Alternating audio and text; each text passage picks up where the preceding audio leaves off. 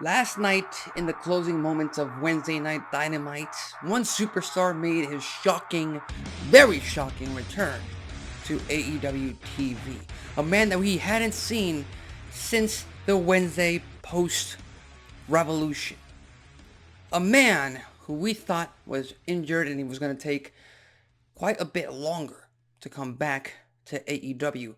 But earlier in the show, it was announced that Eddie Kingston had gotten injured, that the Young Bucks, Okada, Jack Perry, had put him on the shelf, and that Team AEW was going to have to find a replacement for their team at Double or Nothing for the Anarchy in the Arena match.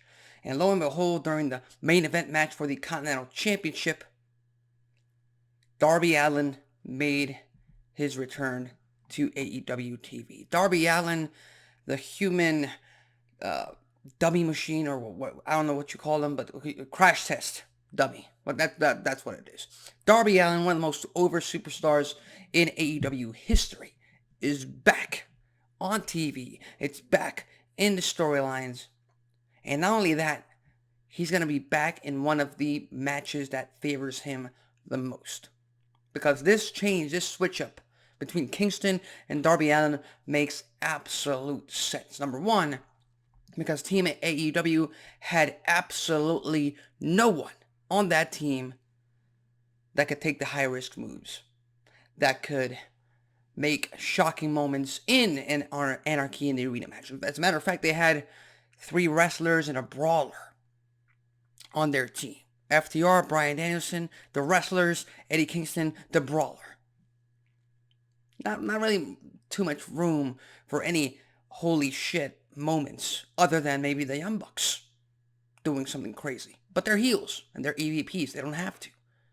But now they've got crash test dummy himself, Darby Allin.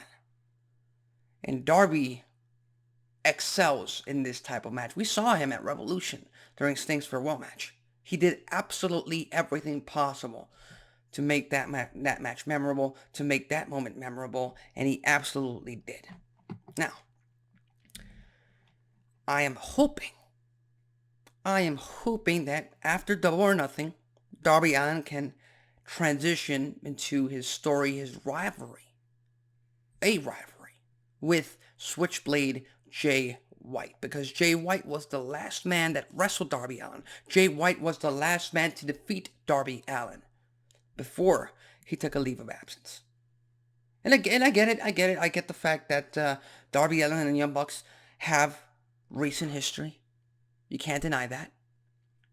But overall, without Sting in the picture, there's nothing for Darby Allin to do. And again, Darby Allin is a superstar that's already over with the crowd. He doesn't really need a championship. If it's not the World Championship, he doesn't need a title. But we do need to see more of Jay White, because AEW has this habit of putting superstars in trios, putting superstars in tag teams. Ricky Starks, nowhere to be seen. Jay White, trios action. Malachi Black, trios action. They're trying to get them back into singles competition, but that also means because of their bloated roster, they have to put some people on the back burner or put them in unflattering positions. It is what it is. But for the most part, I think it is an absolute win for the fans, for AEW, for storylines, for whatever you want to talk about. Anything you bring up, it's an absolute win to replace Eddie Kingston with Darby Allin. As a matter of fact, I think Eddie Kingston should just go back to being a purely Ring of Honor superstar. Let's let the AEW fan base miss him a bit, because he already lost the Ring of Honor World Championship. He could go and try and get it back. He already lost the Continental title, and nobody buys that he's ever going to beat Okada, at least not anytime soon. So again, let's put him on the shelf. Let's put him on Ring of Honor. Let's let the AEW fan base miss him for a bit.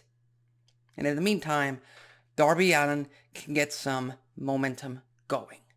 And Anarchy in the Arena is the way to go. And again, it's another clash of styles. Darby Allin's style with the wrestlers that are FTR and Bryan Danielson. Come on. So, what are your thoughts on Darby Allin replacing Eddie Kingston for the Anarchy in the Arena match at Double or Nothing? Do you think it's a win? Do you think it's a missed opportunity? Do you think maybe they should have gone with somebody else joining Team EVP or Team The Elite, and you could have just made Team AEW a 5-man team, 5-on-5, during Anarchy in the Arena. Who knows? For me, I think it's a much better choice to replace Eddie Kingston at this point in time. With that said, leave your thoughts, comments, and predictions for this match in the comment section below. My name is Alexis Carrillo. This has been Wrestling Talk, and I'll see you next time.